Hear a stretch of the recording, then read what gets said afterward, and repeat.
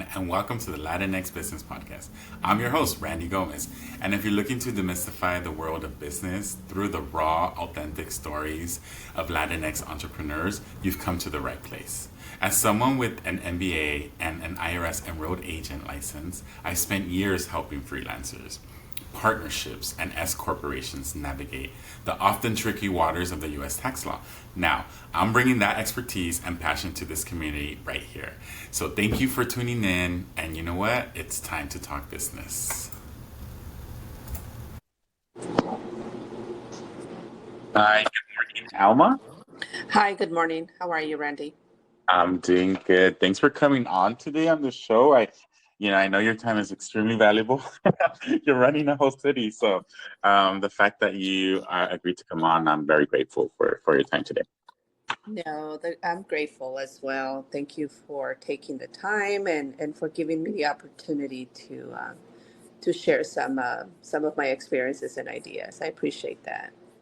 Yeah, of course. And you know what? When your team reached out to me, in my mind, I had a couple of internships at the city of Los Angeles, and I always remember thinking, this is a business. Like running a city is a business, right? I remember Right. thinking like you have to run it like a business. It um, affects people financially, emotionally, and like even their housing as well, right? And those aspects. So Right. so when they reached out to me, I was like, yes, definitely, let's have a conversation about Latinos and Latina, or specifically in your case, Latinas in city municipal like business dealings, right? Right. So, Right. so yeah, I think for a lot of people who listen, they might be like, oh, why is the city manager on? Is because the city is a business that needs to be run. And then it affects a lot of Latinos, right? So of course it's Latino business that we're talking about. Uh, Absolutely. so yes. So yeah, why don't we start with some basic questions and then we'll move into like your experience, and then you can tell me a little bit about how your career took off, and then oh, you know what I would like to explain too, because I feel like a lot of people hear the terms but don't know the difference as well. But we'll get into it a bit about the city mayor and the city manager, because sometimes it's like what really is the difference there, right? Hmm. Just as basic background info that we can give. But yeah, tell me about yourself and your background. Where did you grow up? Are you from the LA area? Is your family, what areas are your family from? And then you can move into your career.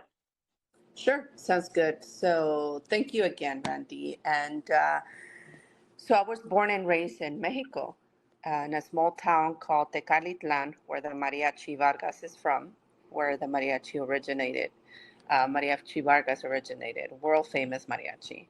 So that's our claim to fame. Okay. Um, I moved to this country when I was 14 years old, almost 15 actually, Okay. and I moved to the city of, in the San Fernando Valley with my family, my three brothers, my mom and dad. And from there, I went to San Fernando and Silmar High School, Okay. then Mission College, then UCLA undergrad, and UCLA grad school. I'm an urban planner. I'm from the urban planning school, the Luskin School of Urban Planning at UCLA.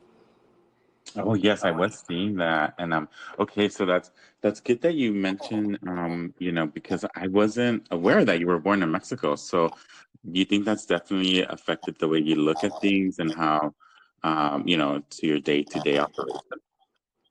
Absolutely. I come from a family of entrepreneurs in Mexico. My grandfather owned a couple supermarkets, or you can call them a small chain of supermarkets, Hmm. and they've always been very business driven. And here in the U.S., my folks own property, and that's what their income derives from, right?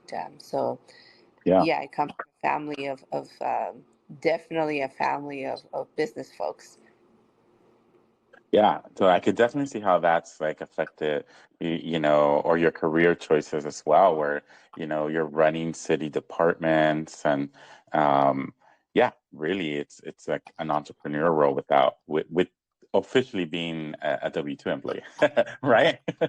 um, Right. Very, very different. So how has that lens and upbringing changed the way I manage and my leadership skills? It all goes back to city manager is the CEO of a city, right? And my bosses are the city council. They're the elected, they pick me, and we have a shared governance form of government, especially in El Monte, where I've been for almost 6 years now. And the mm, shared governance includes me advising the council and the council also giving me goals and objectives in the form of a master plan that they want me to follow and ideas they want me to implement. So it's shared governance, but I am an employee of the city council. And then I supervise about 300 employees all in, including a police department. So, but for me, my goal is to bring in new economic drivers, right? Bringing mhm. in the biggest target, mega target to the city of El Monte, along with the Chick-fil-A, along with the In-N-Out, along with the Racing Canes, along with another Starbucks. My upbringing Mhm. as a daughter of business folks and an immigrant myself has given me the ability to see the importance of supporting our businesses. With the help and support of the council, I had this crazy idea during the pandemic to use some of our unused funds to develop a business grant program. And it's been extremely successful. We've given away a couple $1 million to the local businesses, and that has helped them stay afloat. The businesses can use that for payroll, rent, utilities, you name it. They have to go through an application, of course, Yeah. but that has kept a lot of mom and pop shops in El Monte up and running, Yeah, right? that's good. I was about to say, because a lot of people, like you always hear it in the news or even NPR, people are opposed to big corporate companies coming into small towns, right? Or small cities. So, Mhm. um, yeah. So this initiative, was it funded through COVID or wait, you just say it was through unused funds, right? So funds that you guys had So available? but it did. It was an idea. It was just an idea that I threw on my staff, and then I said, "Get it done." So to Mhm. them, it was like this city manager just she works as hard. So you gave the directive of starting this program to your staff. Um, let's talk about leadership style there. Then, in terms of like starting new programs or unforeseen, territory that you guys are moving into, um, what do you think is like best practices? Is it giving team like step by step instructions on what needs to get done, or is it giving them free, uh, you know, Well, free? my Yeah, they can my talk on approach is to not micromanage, Randy. I want to make that. sure the vision is, and they're the experts. They get paid, staff gets paid to deliver services to the city, right? Especially during the pandemic, where a lot of cities chose to close their doors. Our doors were open even wider, right? And that was the Right. message. Okay. And but only happened because I had the support of the city council at that time. And the city council said, "Sure, we'll support you, get it done. Our community is suffering, our folks are dying. We need all the leadership we can get." So at that point in time, we opened up the first testing site. We opened up in the San Gabriel Valley. We opened up the first Mhm. vaccine site, food drives, masks and hand sanitizers, and you name it. My office in City Hall became the headquarters for first responders, pretty much. I was able to work with the staff, right? And I thank them for stepping up for this because we were a very good cohesive team. We understood that even though we were scared ourselves, we put ourselves out there for community because they needed us at that point in time. And the parks and public works folks, Instead of doing programming, they became first responders, right? Food drives and hand sanitizers and masks and vaccines and uh, testing, you name it. We came together as a team and with the help of the city council, right? So all the Mhm. different elements were there. And not to forget, our county supervisor, Hilda Solis, who's also a resident of Almani, stepped up in a big way and gave us a lot of resources for our community. So we were doing a lot of first because of the resources that she was able to leverage for us. Yeah, and then especially during the pandemic, right? Like so many things are new. And I think that a lot of businesses, and I run a tax preparation office, so it even for me, Mm-hmm. things that come up, and I don't know the answer or why things are happening at the moment, or but we need to, like you say, you're afraid, but you need to kind of like still move forward because the business doesn't Mm-hmm. stop. So I'm glad to hear that too, that you and your team are a cohesive team and that you were able to rely on them. But I think that's the key phrase that I heard you say right now is that they're the experts, right? So Yes. you gave them a directive and they decided how that directive was going to be planned out. And I think that's key too, because so many small businesses, especially, I feel like the owner has control or is supervising Mm-hmm. every aspect of what's going on in the company, but sometimes it's hard too, right, as a small business owner to say like, hey, I'm gonna let the reins free because it's your baby, right, at the end of the Right. day. but Right. but I think that's very valuable information that you just said, because yeah, especially during COVID, like so many things in business will come up that it's a first for many people. But being afraid, yes, but having the courage to just move forward, I think is important, and allowing your team to that flexibility. Right, Um, right. And allowing the team to do what they do best, which is apply their expertise to a specific project or specific goal, right? And accountability, of course. At the end of the day, there was no room for error. We needed to step up as a team, including the city council at the time, and step up in ways that they probably never thought they would have to as an elected official and as a staff. But we did it because we came together and created wonderful programming. I mean, I can just go through the gamut of programming that we put together, yeah, from repurposing parking lots for, just showing movies and including the businesses to do delivery to the cars, like a drive-in movie theater. yes, And then, so community was able to get out of the house, stay in their car safely, but we also deliver. They were able to buy from the local restaurants, so we were able to keep those restaurants afloat as well. Hmm. Okay, yeah.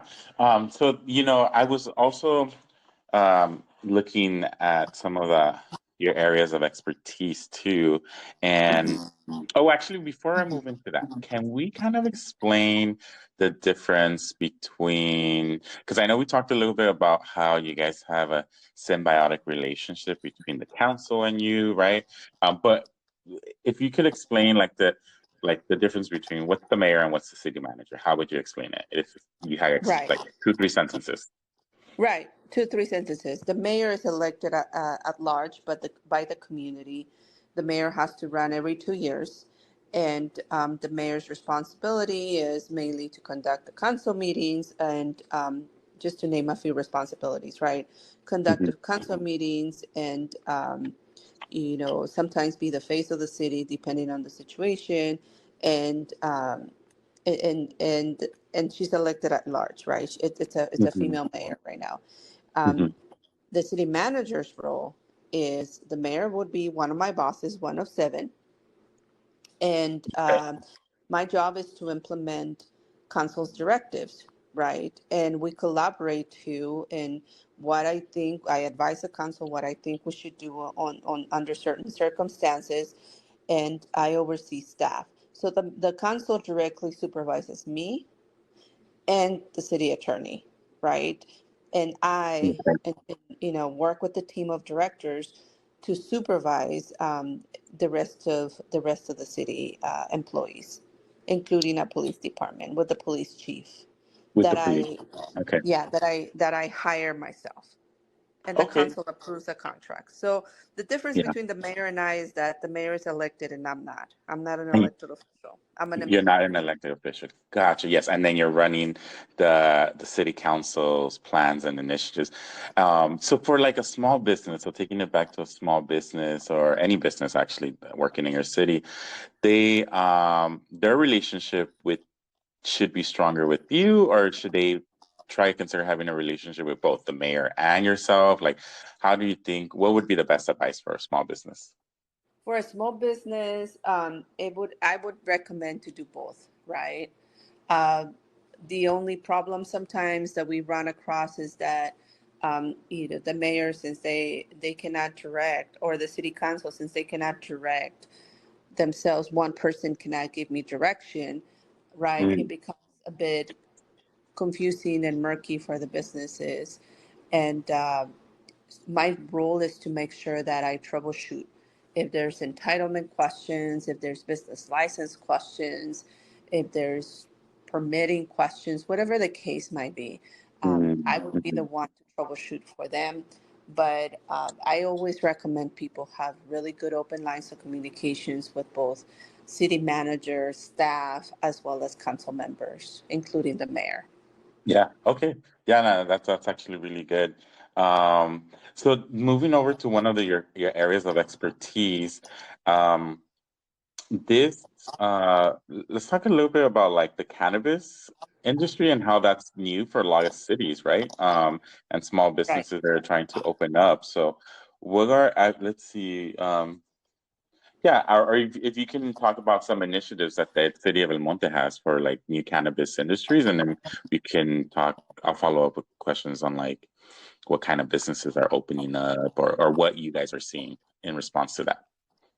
The city of El Monte implemented a citizens initiative to open up the market in the city for cannabis retail Hmm. uh, dispensaries. And through a process that included qualifications based on experience and monetization and funding, um, the city of Almani hired a third party vendor to oversee that process along with Okay. staff. And we have six licenses out with four license operating at the moment. The funds for those Hmm. taxes, that revenue, include programming for the youth and seniors and law enforcement. Currently, we also received a $3 million grant to help with the issues of the illegal market Right. that Okay. we seem to have a bit of a problem with that. But the retail cannabis dispensaries are doing very well in the city, and Yeah. that Okay. money is utilized well. Yes. No, definitely. Yeah. And I want to talk about that, right? Because that would be a new stream of revenue for any city. So I think that one, I'm glad that it's been legalized, right? Right. Because At the local level, not at the federal level, at the yeah. local level. Oh, that's a good point to bring out, right? At the local level. And then two, yes, generating more income for our cities. And that for me, that means more programming that's available. So let's talk about let's see. So you say you have six permits out and four are in operation. Um, what are some of like the youth programs and the senior programs that you guys are developing with that extra revenue that's coming out of those sales? Well, for the youth, we have after school programming, including after school tutoring programs and field trips and sports. We have a lot of sports programs and swim programs. And for the seniors, also field trips, as well as continuing to provide staffing and services and classes that the seniors actually like to participate in. Okay. And then what about in terms because you did mention the law enforcement program. So are those related to the illegal market, or is that more towards like educating the law enforcement of your city, or? Um, that includes all of it, right? Also Okay. making sure that the current operators are within the confines, right? That Mhm. they're following the law, and they're following all of the prescribed and agreed upon policies and procedures that we put forth. Making sure that every operator is following what they agreed to do, right? And not just hours of operations, but also making sure that they're not selling to minors, making sure that everything that all the law is being followed, pretty much. Yeah. Okay. Okay. And so I actually, so about the businesses that you've issued license to out there, do you guys know, like, in terms of how many are Black and Brown, like, owned businesses or LGBT owned businesses, or is it something that, obviously it's a super new program, but um, what are like the hopes for like the program out there? Is it to get more minority people in entrepreneurial roles, right? Or what have you seen, I guess, so far? I don't have that specific program. That was not one of the qualification requirements. I don't believe we gave um, an inclusion extra points. It was based on experience and ability to fund the project itself, Mhm. and Okay. community benefits, right? What is it that were they going to be good corporate citizens, or were they going to just take the money and run, kind of thing? And Mhm. that's what the requirements were. However, I'm aware of one female Latina owned license that was granted. It's not operating yet, but it will be operating soon. Yes. Okay. And and me being being Randy, being myself, I'm like, I want to know where the brown and black like businesses are, right? So if I could promote that one, then of course I'm more than happy to. But I'm also really glad that you guys have set like protocols in place and stuff like that for anyone to be able to open up, right? As long as they follow the your laws and or yeah, your rules. But yeah, I like promoting a lot of Latino businesses, right? So I'm glad to No, hear that. it should. It should. But Randy, we also have the Black and Brown communities. We're on the receiving end of the enforcement for the illegal. When it was when it wasn't legal yet, and I know that during that criminalization process, a lot of Black and Brown folk were incarcerated or were, charged with certain crimes. And Yeah, I understand the need for also for the Black and Brown businesses to also be part of the revenue generating and the wealth generating from this market. I understand that component, and I know City of yeah, LA had a very good program related to that, but El Monte was a very challenging, very political, very intense process that I'm proud to say we're running a very good process, because there was a recent article where the city of El Monte was one of the top implementers of our program. And, and I'm proud to say that, because we have implemented a program that a lot of cities have asked me to share the recipe for it. So that's pretty much with cannabis, right? And yeah, I'm not 100% too happy with cannabis, because it's very chaotic. It's very confusing, but it is a yeah. market. But there is a market for it, right? And cities Hmm. should definitely consider implementing it if they need the revenue. But if they don't need the revenue, I would think of other options, because from a city manager's perspective, Yeah. it was, it was a lot. It was a lot of political capital. It's a city's choice if they want to implement a cannabis program, and I think it's a fair thing to say, especially coming from you, right? You manage your Right. program, your city, and every city needs to make that decision. Um, but yeah, just in terms of like even the revenue that's creating, and then I heard on NPR that there's black and brown entrepreneurs are having a little bit more trouble getting funding for starting a cannabis business. So that's why I was interested in asking you, like, oh, do you have, Black and brown people? Because to me, right, I feel like there's a lot of obstacles, even just to start a regular business. Now, if you're trying to start a business that maybe a couple years ago was still illegal, now, you're charting new territories, right? Right, and So, the funding definitely is challenging, Randy, because it's the banks are. I don't think the banks. I don't know if any bank. There might be banks that are lending capital for mhm, this kind of industry, and to go through the permitting process, the property, the rent, the tenant yeah. improvements, the high, everything requires. It's just like any other business. However, because it's federally, it's not an approved situation. There's still uh, the funding. I can understand why the funding is challenging. Yes, and you know what? Now that you mentioned the federal approvedness part of it is the city of LA, I think, was playing around with the idea, and I don't know because I haven't followed up, but they were playing around with the idea of having a city bank that would allow them to become bankable, right? Yes. And I think that half of the struggle, aside from getting the capital, the other half is like operating a legitimate business. And one of those things that you need to do is have a business bank account, right?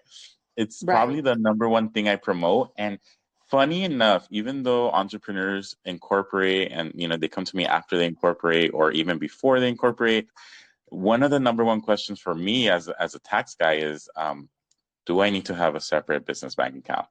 And like to me, of course, that's elementary now, right? I've been doing taxes for 15 years, but I still get that question with new entrepreneurs, and it's just something that I cannot see how companies would operate without it. I know there's a lot of like companies or solo entrepreneurs, sole proprietors that do all cash business, but then there's a lot of issues that can come up with that, right? Like, how do you run payroll? Yeah. How do you pay your federal taxes, state taxes, EDD insurance? Like, there's all these aspects that like a business owner has to deal with, and like not even having a bank available to you because on the federal level, it's still an illegal business. Hmm. It's just so many challenges, right? So I kind of just, There are a ton of challenges. yeah. However, again, we have to track from seed to sale. That's part of the process that we follow, right? We need to Mm. know where the cannabis is grown, who grows it, how it travels to the cannabis store, retail store, dispensary, and it's sold. So we track everything. It's to have accountability at a high level too, and then we're going to be auditing all the dispensaries this year in the next couple of months. If a business wanted to start a cannabis business, then City of El Monte is open as long as they comply with all the rules and regulations. But I'm glad to hear that it is generating income and that it's becoming another source of revenue and a legal source of revenue, right? So yeah. Yes, But we actually have not, all the licenses in the process has already gone through. I don't see us issuing any additional licenses in the future unless the city council thinks otherwise. But for the moment, we have implemented the program for a couple of years now, and I don't see them going back to adding additional licenses. okay. Yeah, and that's actually, I'm really glad you clarified that because then I would be giving the wrong information. So thank you for that clarification. Sure, sure. So yeah, why don't you talk to me about your new initiative that you're planning on launching? Sure, but before I go into that, I want to, talk about how we're doing a lot of work to help the unhoused, Oh and yeah. that is definitely something that is near and dear to my heart. We have two Project Home Key hotels that we bought through the State of California Governor's HCD initiative for Project Home Key, and we're going to be one of them is completed, and they've been named the Hilda Solis Iris House, one for one, and the Hilda Solis Rose Court. And Hmm. we have their transitional unhoused places. 20. They have wraparound services We have Union Station providing the services, and we are moving folks into permanent housing, and it's working out great. And we're going to have the capacity to do that for 130 individuals experiencing homelessness in the county.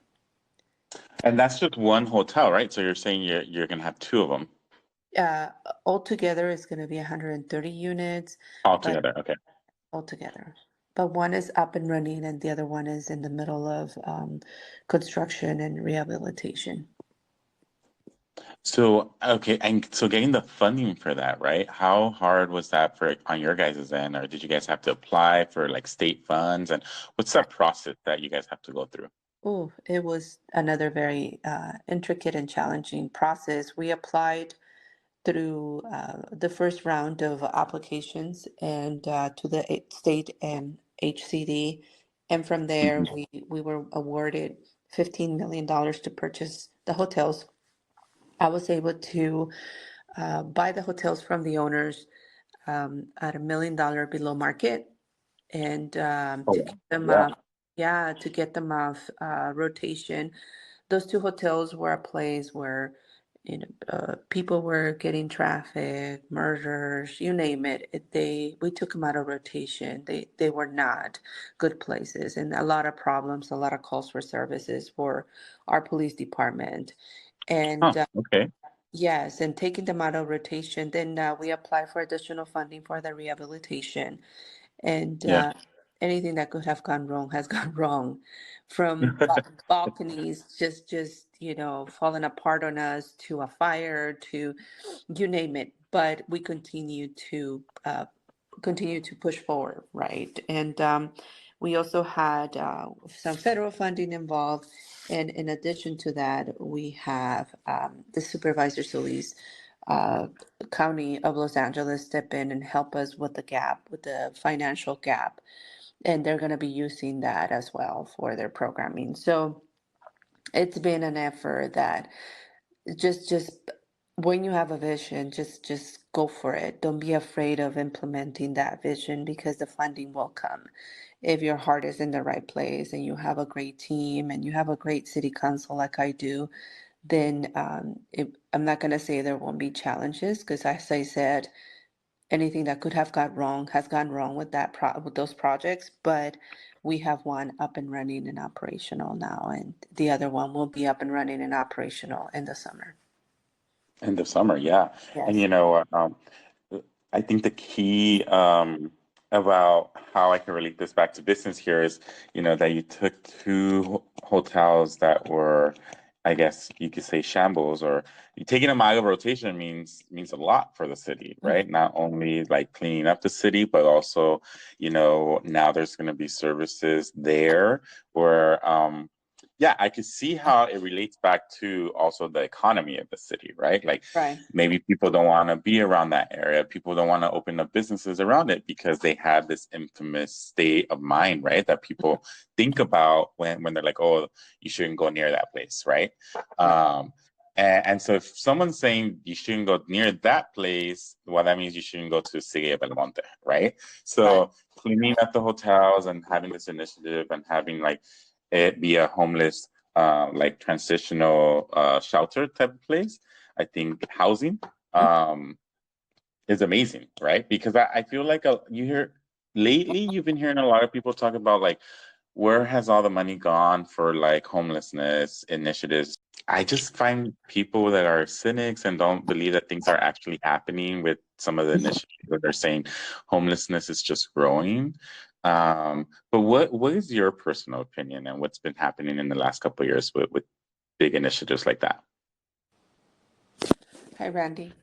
Wow, Alma, I have to apologize. That's never happened so many times to me, okay? It's Um, but yes, we still have a couple more minutes. But yeah, tell me what your personal opinion is on like the recent initiatives and about homelessness that have been in the last couple of years going around in our area. Yeah. I can speak on from my experience in what the city of Almani, city council, and my team, we have done a great job deploying the capital and ensuring that our house have a place to to create a sense of home until there's a permanent option for them. I can tell you that projects take time. I can tell Mm-hmm. you that the money and the construction, sometimes it's not enough, because when we were going through COVID, it was so difficult to find materials. It was so difficult to find people who wanted to actually put themselves out there and do the rehabilitation of our projects. It was challenging, so it took longer to complete the project. And then in the meanwhile, in that space where we couldn't find contractors to step up and finish the project and complete the rehabilitation of the hotels, the price for everything went up. So we had Right. variables working against us. Yeah. So for the professionals who are trying their best to meet deadlines and timelines with very restricted funding sources, plus you also have to go as a city, we have procurement policies and procedures that we have to follow. We have to ask the council for permission to issue a request for proposals. We have to issue the request for proposals. We have to wait about a month for that. So it takes Right. about 2 months to actually receive, or 2 to 3 months to actually get folks to even want to participate and professionally help us complete the projects, contractors and professionals of that nature. And by the time they get started, we have to, and every time there's change orders or there's no availability of materials, or you find out something needs more work and you have to go back to the council, issue another Yeah. change. It takes a long time to get this project Mhm. done. Yeah. Oh, definitely. And um, very time consuming, of course. And then the public, I think, just gets fed through media sometimes, and they're like, nothing's really progressing, but everything's progressing just slowly. And no, thank you for your efforts on that, and I appreciate that. And being open about the whole process and how long it actually takes. Um, but yes, let's talk about your new initiative and how you think your experience is going to help with that. Well, my new initiative is, I sent to the universe, I said, I want to be a mentor to the next cohort of city managers, more specifically women and Latinas, because this is a very time consuming, you have to sacrifice a lot of your personal life to be Mm. there for this job. It is just the reality of it. And I have to tell you that I want to be able to be that mentor. So I'm going to go ahead and marry my passion for public service with my experience, both professional and personal, and be a mentor to Latinas and people of color who want to enter that profession. This is a profession that has been dominated by male, um, by white Mhm. males Yeah. in in the last however many years. And even now, it's the number of Latinas serving as city managers is very small. Currently, we have two new cities that just that one of which will be going, her contract is going on Monday. The other one happened about a month ago, and I reached out to them immediately. And I'm like, I'm here for you. Anything I can do to help you. I want you to learn from my experiences. I want you to know that you have support. I want to be that support system for them that I didn't have, because I Yeah. didn't have anyone that looked like me to mentor me and support me. I do have great mentors and support and a very good support system. However, they don't look like me and they're not Latina, city managers. Yes. Yes. And saying like, well, you were the first Latina ever to serve as a city manager, right? In El Monte. So, um, In Monte, in El yes, Monte, yeah. And mhm. so, definitely, I think that's a great initiative, being a mentor to other Latinas or that are gonna be coming up on these, city manager roles as well. Because, like you said, you were the first in this city, and there's others that are gonna come up as well. I feel like more and more Latinos and Latinas are stepping into leadership roles in the cities that we live in. And I love Mm-hmm. that, because even one of my really good friends stepped into a city council role in the city of Palm Springs, and we met in college, right? And both of our Right. parents happen to be from the same hometown in Mexico. So I support her in any initiative she has. She's great. Um, but yes, I don't know if you know Grace Gardner, but she's out there in Palm Springs. But it's hard. Like I'm gonna say, like it's really hard because on top of having to prove yourself that you're worthy of being in the position, Mm-hmm. I find it more and more every day that yes, it is lonely up in these high positions, executive positions. Mm-hmm. And then on top of that, to not have that support or mentorship from someone else that you can relate to makes it just Mm-hmm. that much more tougher. So I commend you in starting this initiative. Even if it become maybe it will become like a mentor group or some kind of association. I think that's awesome, and I'm always game to promote it. So thanks for like sharing that information with us because I think it's very important. And that's one of the reasons why I started my podcast too because there's a lot of Latino entrepreneurs, but everyone's so busy. But I kind of, one of my biggest messages is like, there's a lot of us out there. We're running companies, we're running businesses, and so yes, there's help and there's people we can reach out to if we have questions. Um, so yeah, I mean, I think your experience will be extremely valuable for the mentorship. Yes, and I want to change the paradigm. I want to do a paradigm shift about, Latinas as because we have become that threat to a lot of the institution, right? Because we're understanding how we're stepping into our power, and I want to Mhm. change the paradigm shift of the mean girl, the crap bucket, the oh she thinks she's better than me. No, no, no, no. The top is big enough for all of us. Yes. That is where I'm going to leave the podcast with that the top is big enough for all of us to step into it, and it's just a matter of changing the way we look at each other. We're not competition. We are in, and the only way we can survive and we can move forward as a community, as women of color, as Latinas, into positions of power is to step into it first and foremost and to understand it. And once you understand your own power, you'll understand that you're capable of bringing everyone along with you because the top is big enough for all of us. Alma Martinez, thank you so much. I appreciate that. That's Thank just it. I have teary eyes right now because not too many people understand that there's enough room for everyone. So thank you for saying those words, and thank you again for being on the podcast. I know you're extremely busy, and I appreciate it. But with that, we'll end the podcast. But again, thank you so much. Thank you, Randy. Take care. Bye bye. Okay, you too. Bye. Thank you so much for joining me on this episode. Please take a moment to subscribe, rate, and share this podcast with your network. Your support helps our Latinx business community grow stronger with every listen, and I truly invite you to connect with us. Send us your questions, your comments, or even your own business stories to randy@rgtaxes.com. I would love to hear from you.